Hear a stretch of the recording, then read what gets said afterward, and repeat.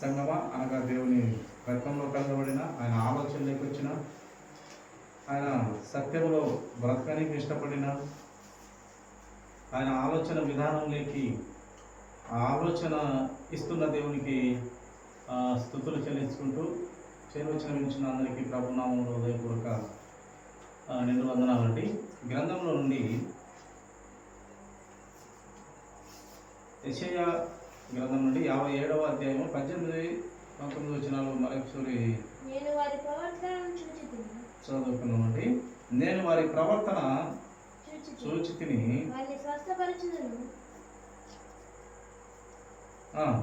వారిని స్వస్థత పరచుతును, వారిని నడిపించును, వారిని దిక్కించు వారిని ఓదార్చును, వారిలో కృతజ్ఞత బుద్ధి పుట్టించుచు దూరస్తులకును సమీపస్తులకును సమాధానమని చెప్పి నేనే వారిని స్వస్థపరచదనని యెహోవా సెలవిస్తున్నాడు. భక్తిహీనులు కదులుచున్న సముద్రం వంటి వారు, అది నెమ్మలింపనేరదు, దాని జలములు బురదను మైలను పైకి వేయను. ఏమైనా దేవుని పిల్లలారా,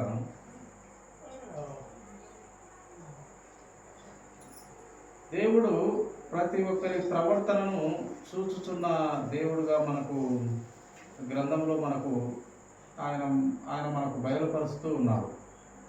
ప్రతి ఒక్కరి ప్రవర్తనను వంగుట, లేచుట, నిల్చుంట, మాట్లాడుట, ప్రతిదీ మనం చీకట్లో ఉన్న, వెలుగులో ఉన్న, అగాధ జలముల కింద ఉన్న, ఎక్కడ ఉన్నా కూడా ఆయన తేటగా చూచుతున్న దేవుడు అని మనము లేఖనంలో గమనిస్తాం. ప్రియుల, ఆయన మన ప్రవర్తనను చూచి స్వస్థపరచు దేవుడుగా, అలాగే స్వస్థపరిచిన వారిని నడిపించే దేవుడుగా, దుఃఖించే వారిని ఓదార్చే దేవుడుగా మనకు కనపడతారు. మనకు బైబిల్ గ్రంథంలో చాలా చోట్ల ఆయన మనల్ని అనగా ప్రజలని చాలా చోట్ల పక్షవాయువు కలవారిని కానీ, అలాగే వ్యాధి గల వారిని కానీ, కుట్టివారిని కానీ, కుట్టివారిని కానీ, కుట్టివారిని కానీ ఆయన నడిపిస్తూ వచ్చినాడు. ఈ యొక్క దేవుడు ఈ యొక్క బలహీనమైన మనుషుల్లో కార్యం చూపించి ఆయన నడిపిస్తూ వచ్చినాడు. ఎందుకు వారిని నడిపించినాడు, ఎందుకు వారిలో కార్యం చేసినాడంటే ఆయన మహిమ కనపరచుట కోసం, ఆయన దేవుని కుమారుడని ప్రజలు గుర్తించుట కోసం. కనుక ఆయన కొన్ని అద్భుత కార్యాలు చేయాలి, చూపించాలి. అయినప్పటికీ ప్రజలు నమ్మేటువంటి వారుగా కనపడట్లేదు ఆ కాలంలో. ఇవన్నీ ఎందుకు చేయాలి అని మనం అనుకున్నట్లయితే, ఆయన దేవుని కుమారుడు, పరలోక రాజ్యం నుండి వచ్చినటువంటి వాడు, తండ్రి పంపిస్తే వచ్చినటువంటి వాడు. ఆయన అద్భుతాలను చూస్తే ఈయన దేవుని కుమారుడని తెలియపరచడం కోసం ఆయన చాలా అద్భుత కార్యాలు మనము చూసినట్టుగా మనము గ్రంథంలో చూస్తాము.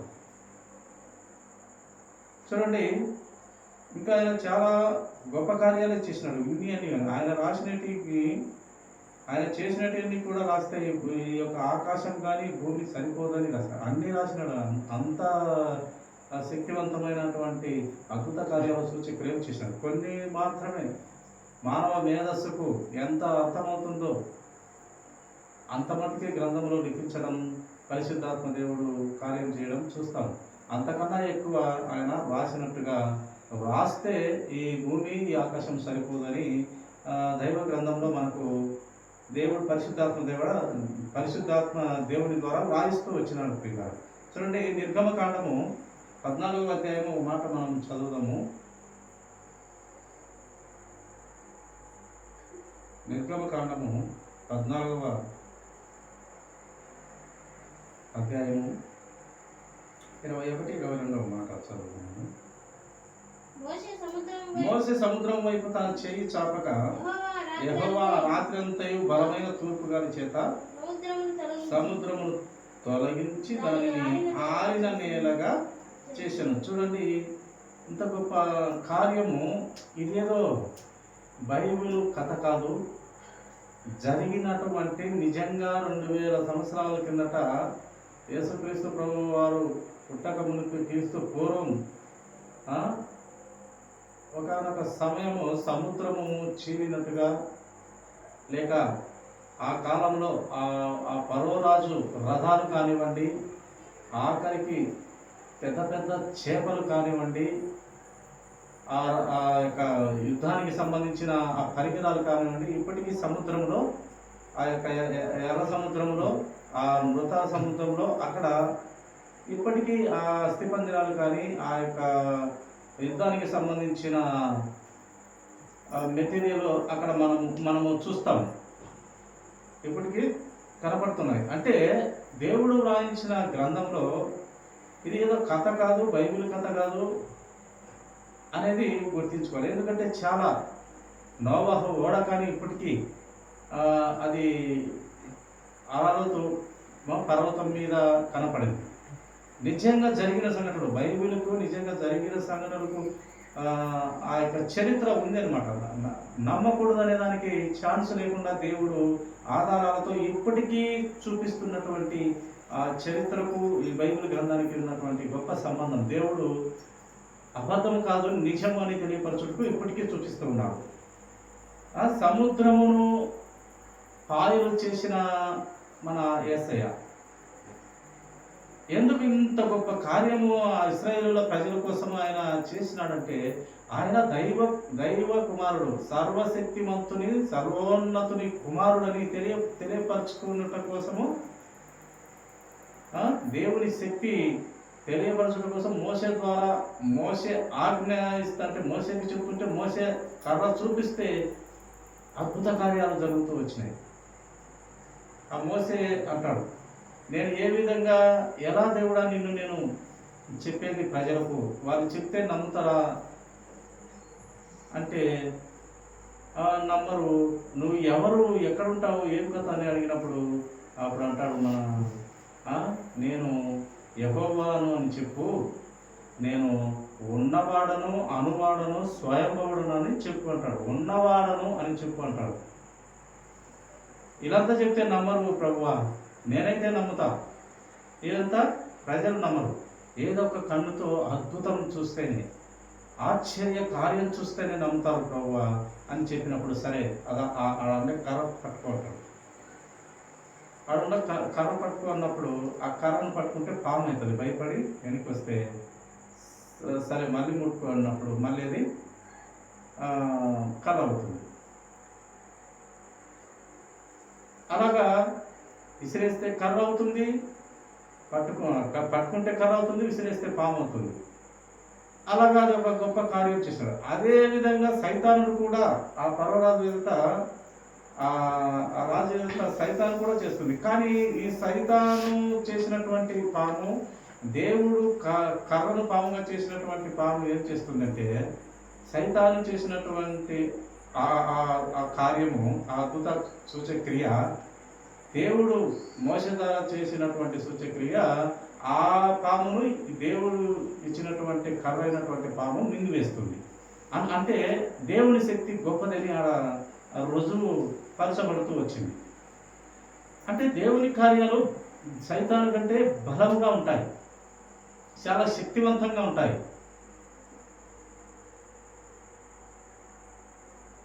కనుక ప్రియ దేవుని సంగమా, ఈ యొక్క అద్భుత కార్యాలు సూచక్రియలు ఎందుకు అంటే ప్రతి మనిషి నమ్మి రక్షణలోకి రావాలి. ఏంది యెహోవా దేవుడు అంటే ఎవరు, ఏంది ఆయన ఉన్నత నామము, ఏంది ఆయన పరిశుద్ధత, ఏంది ఆయన ఆ యొక్క మంచి లక్షణములు ఏంటి అని పరిశీలించుకుంటూ వెళ్తే పాత నిబంధన నుంచి కొత్త నిబంధన వరకు ఆయన మంచి చేసే దేవుడే, ఎవరికి అపకారం పెట్టే దేవుడు కాదు. కానీ అవకాశాలు ఇచ్చి అవకాశాలు ఇస్తూ ఇంకా వాని జీవితం కూడా చదివేసి అప్పుడు నిర్ణయం తీసుకుంటాడు. వాని విషయంలో గట్టి నిర్ణయం తీసుకొని ఇంకా అవసరం లేదురా నీవు అని ఆయన పిలుచుకొని ఆ నిత్య నరకాగ్నికి పంపించేస్తాడు. ఎందుకంటే అవకాశాలు చాలా ఇస్తాడు. ఎన్నిసార్లు గద్దించినను వినని పిల్లలు అంట హఠాత్తుగా మరణమవుతాం. ఆ మాట చదువు సామెతల గ్రంథం 21 మొదటి వచ్చిన మాట చదువు. ఎన్ని మాటలు గద్దించినని ఉంటుంది చూడు.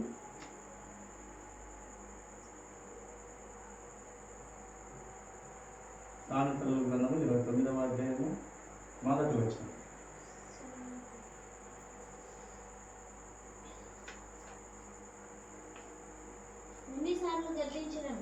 ఎన్నిసార్లు గద్దించినను లోబడని వాడు వాడు తిరుగు లేకుండా హఠాత్తుగా మరణం అవుతాడు. అంటే ఎన్నోసార్లు అవకాశాలు ఇస్తూ ఉంటాడు. ఎన్నోసార్లు మరణం వచ్చి కూడా తీసుకుపోయి మళ్ళీ అవకాశం ఇచ్చి, లేదా ఒక కాలు పోయి మళ్ళీ బ్రతికించి, ఇలా ఎన్నో అవకాశాలు మరణానికి ఎన్నోసార్లు పరిచయం చేసి మళ్ళీ లోకంలోకి ఇస్తారు. ఎందుకు ఈ అని చెప్పలేక కాదు. ఒక ఆత్మ కూడా నశించిపోవడం దేవునికి ఇష్టం లేదు. అందుకు ఒక ఆత్మ కూడా నిత్య నరకానికి కాలిపోకూడదు. సత్యం తెలుసుకొని సృష్టికర్త అయిన దేవుని పక్కలో, ఆ పరిశుద్ధ దేవుని పక్కలో ఆ దేవుని చూస్తూ, ఆ ఆనంద పట్టణంను చూస్తూ, ఆ పరిశుద్ధును చూస్తూ గర్వంగా తల ఎత్తుకొని బ్రతకాలి నా పిల్లలని ఆశపడినటువంటి దేవుడు మన యేసుక్రీస్తు ప్రభువు. ఏ పాపి నిత్య నరకానికి వెళ్ళకూడదు అనేది ఆయన ప్రణాళికలో భాగం, ఆయన చిత్తములో ఆలోచన. కానీ ఎంత అవకాశం ఇచ్చినా, ఎన్ని ఇచ్చినా కూడా మానవుడు ఏం చేస్తారు? ఒకనొక దినము ప్రతి ఒక్కరు నీతిమంతులు చావాల్సిందే, అనీతిమంతులు చావాల్సిందే, దుష్టులు చావాల్సిందే, దైవ పిల్లలు చావాల్సిందే. అయితే చనిపోయిన మనమందరము కూడా చెడ్డవాడి కానివ్వండి, మంచివాడు కానివ్వండి, ఆ క్రియలు మటుకు మనం ఖచ్చితంగా మోసుకొని ప్రభు సింహాసనం ఎదుట, ఆ యొక్క న్యాయ తీర్పు ఎదుట మనము నిలుస్తుంటాం. ఆ మూట ఈ భూమి మీద ఈ దేహంలో ఉన్న ఆత్మతో నడిపించి దేవుడు నీవు ఏ క్రియలు చేస్తావో ఆ క్రియలను మోసుకొని ఆ తండ్రి యొక్క న్యాయ తీర్పు దినంలో నిలబడతావు. దానిని బట్టి దేవుడు తీర్పిస్తాడు. ఆయన దగ్గర ఉంచుకోవడమా లేక అపవాది గానికి దగ్గరికి పడేయడమా. కనుక ప్రియ దేవుని సంగమా, యవ్వన పిల్లలారా, అందరికీ దేవుని వాక్యం ముఖ్యం. ఎందుకంటే ముఖ్యంగా యవ్వన పిల్లలకే ముఖ్యం. ఎందుకంటే యవ్వన కాలంలో చాలా ఎక్కువ ఆలోచనలు, ఏదేదో కోరికలు అన్నీ ఉంటాయి. కానీ దేవుని సంబంధమైన ఆలోచనలు ఉంటే వాడు మహాజ్ఞాని, మహాశక్తివంతులు అవుతారు. దేవుని జ్ఞానం లేకుండా వాడు ఎంత ఉద్యోగం ఉంది, ఎంత శాలరీ సంపాదన, దేవునికి కనెక్షన్ లేకుండా, దేవుని ఆలోచన విధానం తెలియకుండా బ్రతికిన వాడు ఆ బ్రతికే వేస్ట్. అందుకే దేవుడు ఒక మాట బైబిల్ గ్రంథంలో రాయించినాడు. ఒకడు 100 పిల్లలను 100 మందిని కని 100 మందిని కని క్రీస్తును ఎరగకుండా పొరపాటున చస్తే వారి గతి ఎందుకు, అసలు వాడు బతకడం ఎందుకు అంటున్నాడు. 100 మంది పిల్లలు పుట్టించి క్రీస్తును తెలుసుకోకుండా, క్రీస్తు ఆలోచనలోకి రాకుండా, యేసయ్య చెంతకు రాకుండా వాడు బ్రతికినట్లయితే వాని బ్రతుకు పడిపోయిన పిండంతో సమానం అని చెప్పినాడు. ఒక స్త్రీ నెలలు ధరిస్తుంది కదా, ఆ పిండము స్టార్ట్ అయిన నుంచి ఆ పిండం పడిపోయిన పిండంతో సమానం అని, వాడు 100 మంది పిల్లలు పుట్టినా కూడా ఆ పిండంతో సమానం అని చాలా తక్కువ చేసి దేవుడు తెలుసుకోకుండా బిడ్డల గురించి మాట్లాడినాడు. ఇంకా దేవుణ్ణి తెలుసుకోని బిడ్డల గురించి మాట్లాడుతూ ఏమంటున్నాడు, 100 మంది పిల్లలు కన్నా కూడా వాడు వేస్ట్ వాడి జీవితం అన్నాడు. కనుక దేవుణ్ణి తెలుసుకొనుట మానవ కోటికి విధి. దేవుని యేసుక్రీస్తు ప్రభువారిని తెలుసుకోవాలి. ఎందుకంటే ఆయనే నిజమైన దేవుడు, ఆయనే పాపాన్ని తీసివేసే దేవుడు, రక్షణ ఇచ్చే దేవుడు, పరలోక రాజ్యం చేర్చే దేవుడు, పాపమును తీసివేసే అధికారి ఆయన. ఆ అధికారం ఎవరికి లేదు. ఏ దేవుళ్ళు దేవతలు అనబడిన వారికి లేదు. అది గ్రహించితే మనిషి మానవుడు నిజంగా వాడు పరమాత్ముని ఆలోచనలోకి వస్తాడు. పరమాత్ముడు అనగా మన మన ప్రభువే.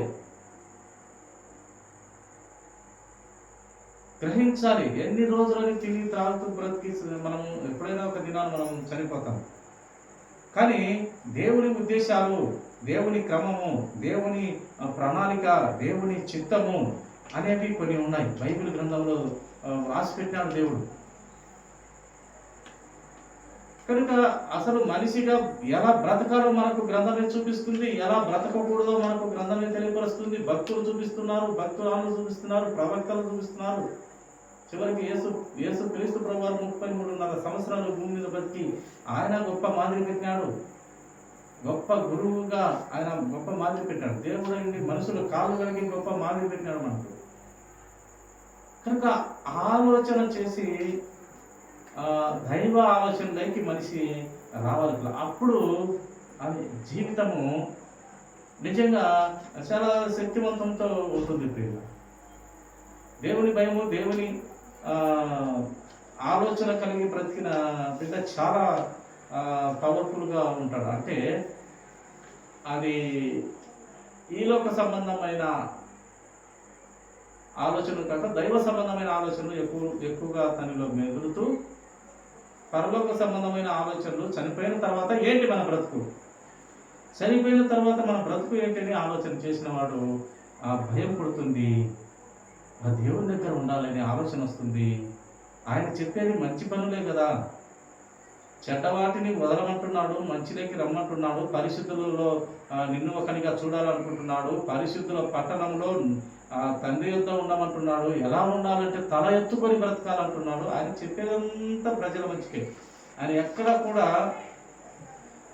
ప్రజలకు అన్యాయం జరిగినట్టు ఆయన ఆలోచన విధానము ఎక్కడ ఉండదు ప్రియుల. కనుక అటు దేవుడిని మనము కనుగొని గుర్తించి ఆయన దగ్గర మనము నేర్చుకోవాలి చాలా విషయాలు. ఈలోక సంబంధమైనటి మామూలుగా ఎలా అయినా తెలుసుకుంటు, కానీ పరలోక సంబంధమైన విషయాలు తెలుసుకుంటే మన జీవితాలు చక్కబడతాయి, దిద్దబడతాయి, మనకు తగ్గింపు వస్తుంది. అన్ని విషయాల్లో మనము ఆత్మ చేత కట్టబడతా ఉంటాయి. కనుక చూడండి, ఈయన సముద్రమును విడగొట్టి ఇశ్రాయేలుల కోసము సముద్రాన్ని విడగొట్టి ఆయన శక్తిని తెలియపరిచినాడు, ఆయన బలమును తెలియపరిచినాడు. సముద్రము పాయలు చేయడము, మాటలు మంత్రాలు చేసే చింతకాయలు రావన్నట్టు అది కాదు. కొన్ని మంత్రాలు ఈ లోక సంబంధమైన వాళ్ళు చేస్తారు, కొన్ని సైతాను లక్షణములతో సైతాను చేత కొన్ని చేస్తారు. కానీ అవి స్వల్పకాలం, కొద్ది కాలం, కొంచెంసేపు. వాళ్ళు ఏదో మట్టి తీసుకొని రూపాయి బిళ్ళ చేస్తారు, లేక మట్టితో తేరు చేస్తారు, ఇలాంటి చిన్న చేస్తారు. అవి ఎంతసేపు అంటే క్షణిక కాలం అంతే, మళ్ళీ తర్వాత మామూలు డబ్బులు చేస్తారు. కానీ అది ఒక 5 నిమిషాలు 2 నిమిషాలు అంతే, మళ్ళీ తర్వాత అది మాయమైపోతుంది, లేక కనపడకుండా పోతుంది. అలాగే ఈ లోక సంబంధమైన సైతాన్ జ్ఞానం అలా ఉంటుంది. కానీ దైవ సంబంధమైన దేవుని జ్ఞానము, ఆయన అద్భుత కార్యాలు, సూచనలు చాలా అవి పర్మనెంట్గా ఉండే అద్భుత కార్యాలు. కనుక యేసుక్రీస్తు ప్రభువారు ఒకనొక సమయంలో సముద్రం మీద ఆయన నడుస్తూ వస్తుంటే ఆయన శిష్యులు భయపడి, భూతం అనుకొని భయపడి అన్నప్పుడు భయపడవద్దు నేనే అని చెప్పి ఆయన వస్తూ ఉండగా వాళ్ళలో ఒక శిష్యుడు, పేతురు అనే శిష్యుడు, నేను వస్తా ప్రభువా, నీళ్ళ మీద నడుస్తా ప్రభువా, నేను నడుస్తాను ప్రభువా అన్నప్పుడు, సరే కమాన్ రా అని చెప్పినప్పుడు ఆయన కొన్ని అడుగులు వేసినప్పుడు వస్తూ ఉన్నాడు. దేవుడు రమ్మని చెప్పినాడు. ఆ దేవుని బలం చేత నడుస్తూ ఉన్నాడు. ఈ అలలు, గాలి తుఫానులు ఎగసి కొట్టడంలో భయం వేసి మళ్ళీ మునగా సాగినాడు. ప్రభువా కాపాడని చేయెత్తినప్పుడు ఆయన మళ్ళీ చేయందించి పైకి పిలుచుకున్నట్టుగా మనం చూస్తాం. ఆయన నీళ్ళ మీద కూడా నడిపించే దేవుడు, సముద్రాన్ని పాయలు చేసే దేవుడు, గాలి తుఫాను ఈ యొక్క ఆ లోకంలో పంచభూతాలు కూడా ఆయన మాటకు విలువిస్తాయి, కానీ మనుషులమైనటువంటి మనము విలువలేక అవి ఆయన మాట వినలేకపోతున్నాం. కానీ పంచభూతాలు ఆ పంచభూతాలు ఆయన మాటను వింటాయి. ఆ గాలిని గద్దించినప్పుడు, వారు భయపడినప్పుడు ఆయన గద్దిస్తే మిక్కిలి నిమ్మలమైపోతాయి.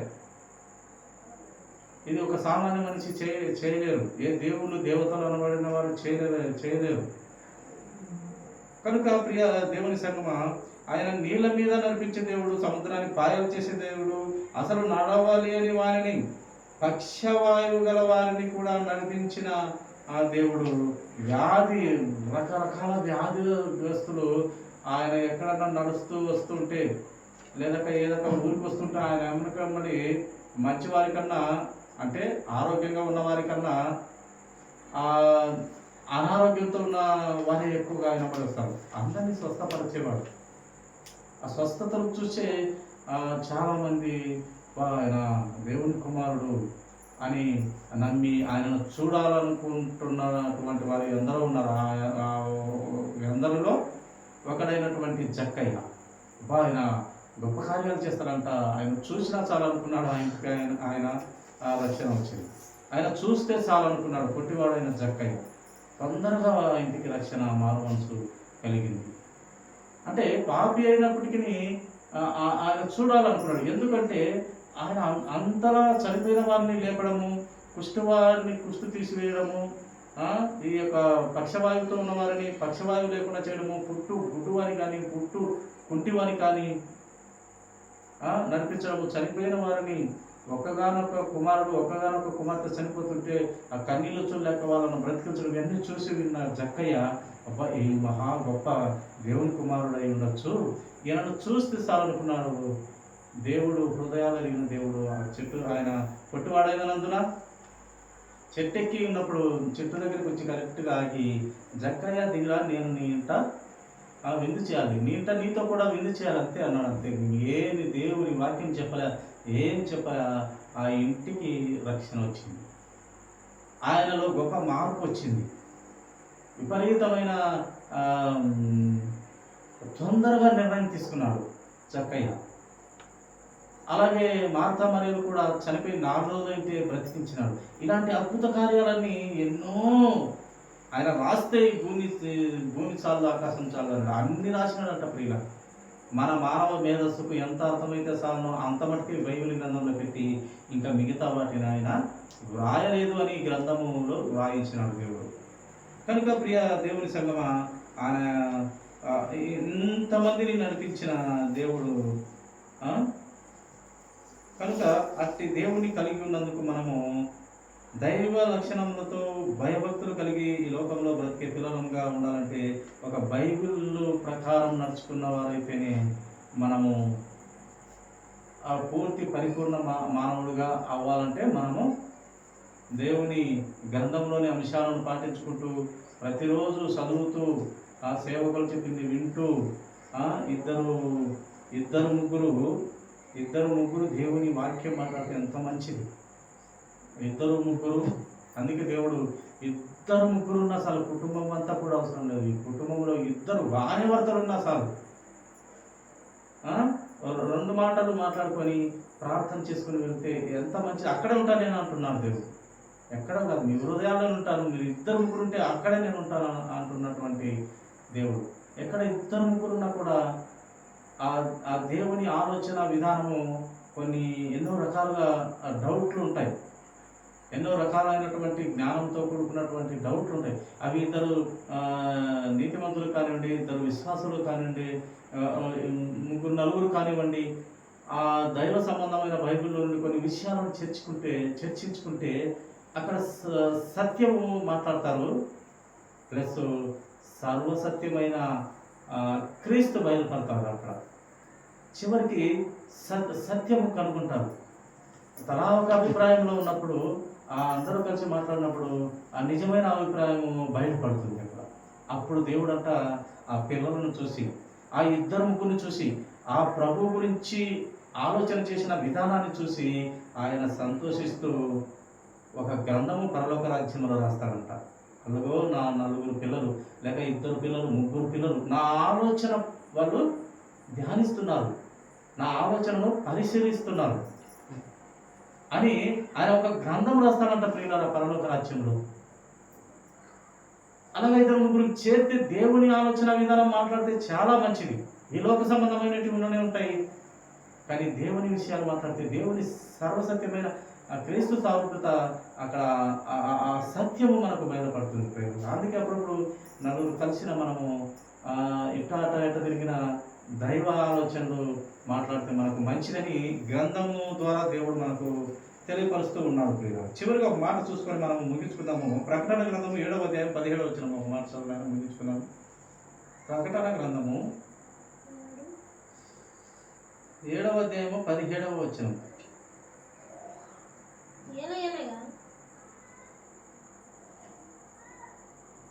7వ అధ్యాయం 17వ వచనం. ఒక్క నిమిషం అమ్మా.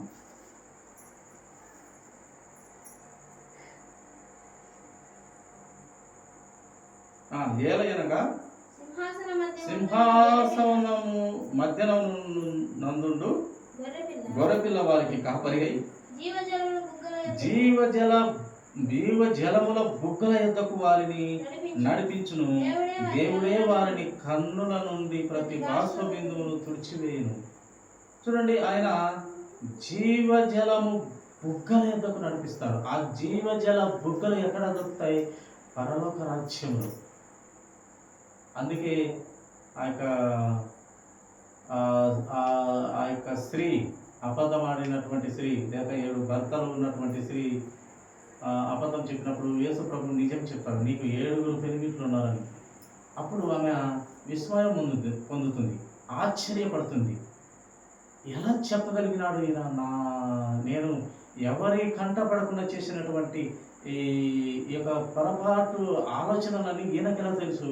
నేను మెస్సయ్యను చూశాను అని వాళ్ళ ఊరికి వెళ్ళి ఆ బిందె కుండ పాగొట్టి ఆజ్ఞ విడిచిపెట్టి అక్కడ ఉన్నటువంటి ప్రజలు, ఆ ఊరిలో ఉన్నటువంటి కొంతమంది జనాన్ని పిలుచుకొని వచ్చింది. నేను మెస్సయ్యను కనుగొన్నాను, నా జీవితం అంతా జరిగినట్టు చెప్పినాడు ఆయన. మెస్సయ్యను కనుగొన్నాను, రాండి కమాన్ అని పిలుచుకొని వస్తే ఆయనను పిలుచుకొని అప్పుడు ఆయనను చూపించినప్పుడు ఆ ప్రజలంతా కూడా కొన్ని సంభాషణలు అయితే జరిగిఉంటాయి. అక్కడ ఉన్నటువంటి ప్రజలందరూ, ఆడికి వచ్చినటువంటి ప్రజలందరూ ఒక 2 దినాలు వారి ఊరిలో ఉంచుకున్నారు యేసు ప్రభువుని. అబ్బా నిజమే, మెస్సయ్యను కనుగొన్నది నిజమే, ఆయన ప్రవర్తన తీరు కానీ, ఆయన ఆలోచన మాటలు కానీ నిజమే, నీ జాతకం అంతా కరెక్ట్గా చెప్పినాడు, ఆయన మాట్లాడుతుంటే నిజమే పలుకుతున్నాడు, నిజము ఈయన మెస్సయ్య అని ఒక 2 దినాలు వాళ్ళ ఊరిలోనే పెట్టుకొని మళ్ళీ తర్వాత ఆయన మళ్ళీ దేవుని పని నిమిత్తము మళ్ళీ ఊర్లోకి వెళ్ళినట్టుగా మనం గ్రంథంలో చూస్తాం ప్రియుల. కనుక ఆయన జీవజలముల బుగ్గల యొద్దకు నడిపిస్తాడు. ఆ జీవజలం ఒక్కపారి తాగితే ఇంకా మనకు దబ్బుకే ఉండదు అన్నట్టు ప్రియుల. జీవజల బుగ్గలు లేక జీవవృక్ష ఫలాలు చాలా పరలోక రాజ్యంలో చాలా గొప్ప అంతస్తుంది, చాలా గొప్ప విలువలతో కూడుకున్నటువంటి ఆ పరిశుద్ధ పట్టణం ప్రియుల. ఆ పట్టణంలోకి ఇదేంది 70-80 సంవత్సరాలు ఇట్ట తిరిగితే పోతా ఉన్నది. ఎన్ని అయిపోతుంది? 50 సంవత్సరాలకే జీవితాలు అయిపోతున్నాయి, 40 సంవత్సరాలకే అయిపోతున్నారు. తాగి 30, 25, 35కే చనిపోతూ ఉన్నారు. చనిపోయి ఆ నిత్య నరకానికి మిగిలిపోకుండా దేవుని గురించి ఆలోచన విధానం తెలుసుకొని తన సొంత నోటితో ఒక ఒక్కపారి నన్ను క్షమించయ్యా అంటే క్షణమంటూ క్షణం లేటు చేయకుండా రక్షణలోకి నడిపించే లేక పరలోక రాజ్యానికి నడిపించే దేవుడు మనకున్నాడు.